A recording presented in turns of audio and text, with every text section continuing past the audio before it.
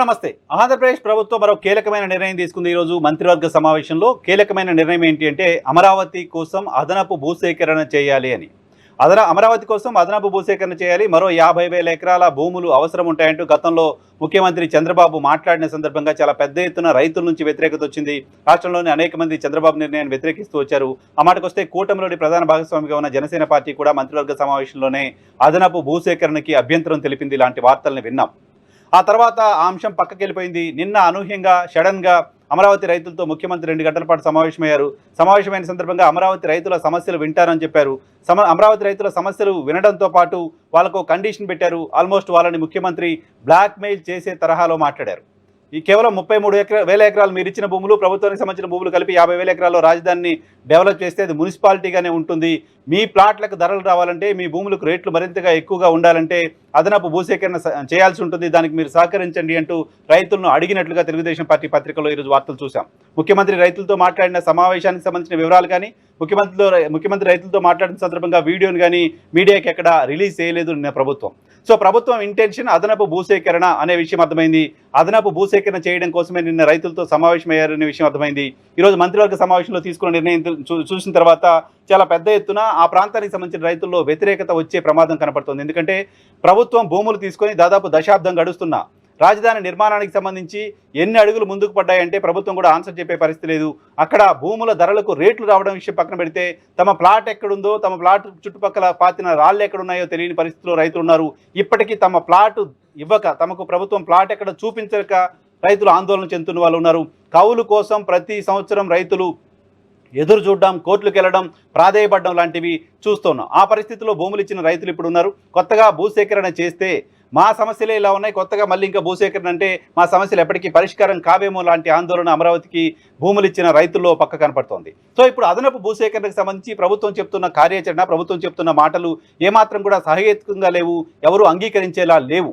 ఎందుకంటే ప్రభుత్వం రాజధాని నిర్మాణం చేస్తున్న సందర్భంగా 33,000 ఎకరాలు, 50,000 ఎకరాలు మనకు అంతర్జాతీయ రాజధాని అవసరం లేదా అని చెప్పారు. 2014 నుంచి 19 వరకు చెప్పిన మాట, పదే చెప్పిన మాట, అంతర్జాతీయ విశ్వనగరంగా దాన్ని అమరావతిని కడతామని చెప్పారు. ఇటీవల రెండోసారి ప్రధాని మోదీ శంకుస్థాపన చేసిన సందర్భంగా కూడా ఒక ఇంటర్నేషనల్ సిటీని ఇక్కడ చంద్రబాబు నిర్మించబోతున్నారు అని చెప్పారు. అప్పుడెప్పుడు అవసరం రాంది 2014 నుంచి 19 వరకు 33,000 ఎకరాల్లోనే మీరు అంతర్జాతీయ నగరం కడతామని చెప్పి 2024లో మళ్ళీ అధికారంలోకి వచ్చిన తర్వాత అంతర్జాతీయ స్థాయి నగరం కడతామని ప్రధానమంత్రితో చెప్పించి ఇప్పుడు మాత్రం అది మున్సిపాలిటీ అవుతుంది కడితే అని చంద్రబాబు నాయుడు గారు మాట్లాడుతున్నారు. సో మున్సిపాలిటీని కట్టడం కోసమే 10 ఏళ్లుగా ఉద్యమం చేస్తూ వచ్చారా, 10 ఏళ్లుగా మున్సిపాలిటీ కోసమే భూములు తీసుకున్నారా, మున్సిపాలిటీకి సంబంధించిన అభివృద్ధి కోసమే పనిచేస్తూ వచ్చారా అనే దానికి ప్రభుత్వం వైపు నుంచి ఆన్సర్ రావాల్సి ఉంటుంది.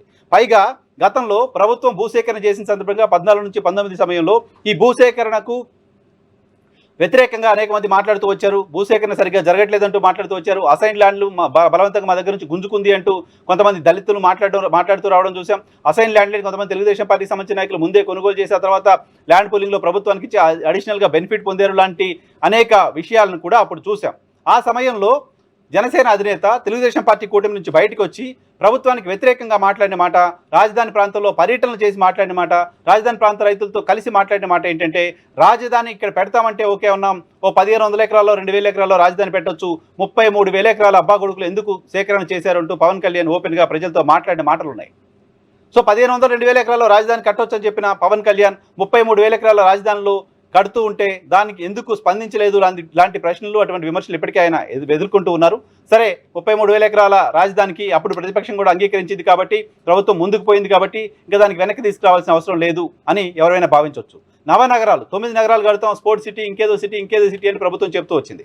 నవనగరాలకు 33,000 ఎకరాలు సరిపోతుంది అంటూ చెప్తూ వచ్చింది. దానికి సంబంధించిన ప్రణాళికలు వేస్తూ వచ్చింది. దానికి సంబంధించిన బడ్జెట్ ఎంతో చెప్తూ వచ్చింది. దానికి సంబంధించి టెండర్లు పిలిచింది. దానికి సంబంధించి 60,000 కోట్ల రూపాయలు అప్పులు తెచ్చింది. దానికి సంబంధించి ఈరోజు మంత్రివర్గ సమావేశంలో మరో 7,000 కోట్ల రూపాయలకు పైగా అప్పులు తీసుకొస్తామని చెప్పింది. ఇన్ని చెప్పిన తర్వాత ఇప్పుడు అదనపు భూసేకరణ కావాలంటుంది. భూసేకరణ ఎందుకు చేస్తున్నారు అంటే ఎయిర్పోర్ట్ కట్టాలి, స్పోర్ట్స్ సిటీ కట్టాలి అని చెప్తుంది. ఇప్పటికే ప్రభుత్వం ప్రతిపాదించిన నవనగరాల్లో స్పోర్ట్స్ సిటీ ఉంది. కొత్తగా ఇప్పుడు స్పోర్ట్స్ సిటీ కట్టాలని చెప్తున్నారు. ఎందుకంటే ఒలింపిక్స్ నిర్వహించాలంటే అమరావతికి వచ్చి నిర్వహించాలి కాబట్టి అక్కడ స్పోర్ట్స్ సిటీ లేదు, దానివల్ల ఇబ్బంది అవుతుంది అని చెప్తున్నారు. మంత్రి నారాయణ మాట్లాడుతున్నారు, అంతర్జాతీయ ఎయిర్పోర్ట్ ఉంటే ఆ ప్రాంతం డెవలప్ అవుతుంది అంటారు. సో రాయలసీమ కరువు ప్రాంతం జిల్లాకు ఒక అంతర్జాతీయ విమానాశ్రయం కడితే మొత్తం డెవలప్ అయిపోద్దా? ఉత్తరాంధ్ర కరువు ప్రాంతం జిల్లాకు అంతర్జాతీయ విమానాశ్రయం కడితే డెవలప్ అయిపోతుందా? హైదరాబాద్ లాంటి నగరంలో విమానాశ్రయం వచ్చిన తర్వాత బాగా డెవలప్ అయింది అని ఆయన చెప్తున్నారు. విమానాశ్రయం వస్తే అంతర్జాతీయ ఫ్లైట్ ట్రావెల్ చేసి అక్కడ దిగే వాళ్ళు ఉండాలి కదా, వైబిలిటీ ఉండాలి కదా. హైదరాబాద్ నగరం ఓ 15-20 ఏళ్ల నుంచి అంతర్జాతీయ ఎయిర్పోర్ట్ బయటకు వచ్చింది శంషాబాద్. అంత ముందు కూడా చిన్న ఎయిర్పోర్ట్లు 1000 ఎకరాల ఎయిర్పోర్ట్లోనే అంతర్జాతీయ స్థాయి అరైవల్స్ ఉండేవి, డొమెస్టిక్ అరైవల్స్ ఉండేవి. అద్భుతంగా అక్కడ ఎయిర్పోర్ట్ నడిచింది. హైదరాబాద్ సిటీలో ఉండడం వల్ల ట్రాఫిక్ ఇబ్బందుల వల్ల ఎయిర్పోర్ట్ కష్టాలైంది తప్ప. సో ఇప్పుడు అంతర్జాతీయ రాజధాని కావాలంటే ఇంటర్నేషనల్ ఎయిర్పోర్ట్ ఉండాలి అనే ఒక కొత్త లాజిక్ని మంత్రి నారాయణ చెప్తున్నారు. దానికోసమే అమరావతిలో ఒక అంతర్జాతీయ విమానాశ్రయాన్ని కట్టాలి, దానికోసం భూమి కావాలి అంట. రైల్వే స్టేషన్ కట్టాలి, దానికోసం భూమి కావాలంట. సో ప్రభుత్వం ఇప్పుడు కొత్తగా అదనపు భూసేకరణ కోసం 16,666 ఎకరాల భూమి తీసుకోవడానికి సంబంధించి చెబుతున్న కారణాలు ఏమాత్రం సహేతుకంగా లేవు. స్పోర్ట్స్ సిటీ కడతాం, రైల్వే స్టేషన్ కడతాం, ఎయిర్పోర్ట్ కడతాం అని చెప్తుంది. మొత్తం ఒకే ప్రాంతంలో కేంద్రీకరించడం ఎందుకు? గన్నవరాన్నే ఇంటర్నేషనల్ ఎయిర్పోర్ట్గా డెవలప్ చేయొచ్చు కదా. అలాంటి వాదనకు ప్రభుత్వం దగ్గర ఆన్సర్ కనిపించట్లేదు.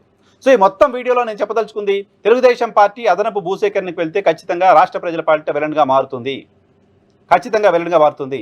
ఏ రకంగా అమరావతి ఉద్యమానికి రాష్ట్రంలో అన్ని ప్రాంతాలకు సంబంధించిన ప్రజలు నైతిక మద్దతు ప్రకటించారో, ఈరోజు అమరావతి ప్రాంతానికి సంబంధించిన భూములు ఇచ్చిన రైతులతో సహా ఏ ఒక్కరూ అదనపు భూసేకరణకు మనస్ఫూర్తిగా అంగీకరించే పరిస్థితి ఏమాత్రం లేదు.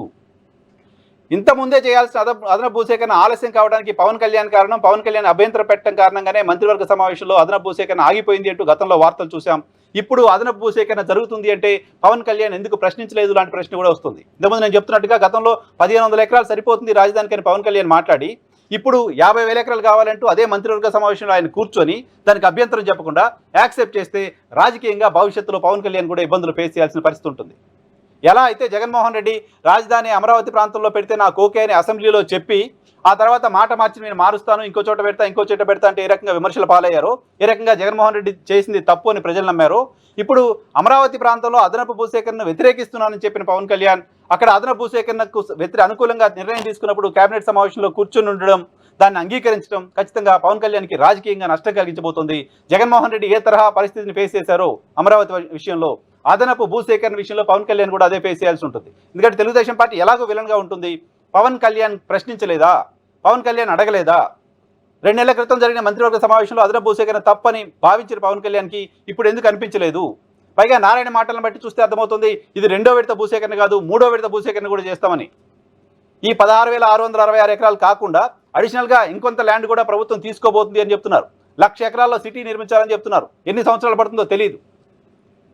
సో అప్పులు తీసుకొచ్చి ప్రజల దగ్గర నుంచి భూములు గుంజుకొని, లేకపోతే భూములు బలవంతంగా తీసుకొని మేము రాజధాని నిర్మిస్తాం, అద్భుతమైన ఇంటర్నేషనల్ ఎయిర్పోర్ట్ను కడతాం, అద్భుతమైన ఇంటర్నేషనల్ రైల్వే స్టేషన్ కడతామంటే అది ఏ రకమైన అభివృద్ధో, అది ఏ రకమైన సంపద సృష్టో ప్రభుత్వం సమాధానం చెప్పాలి.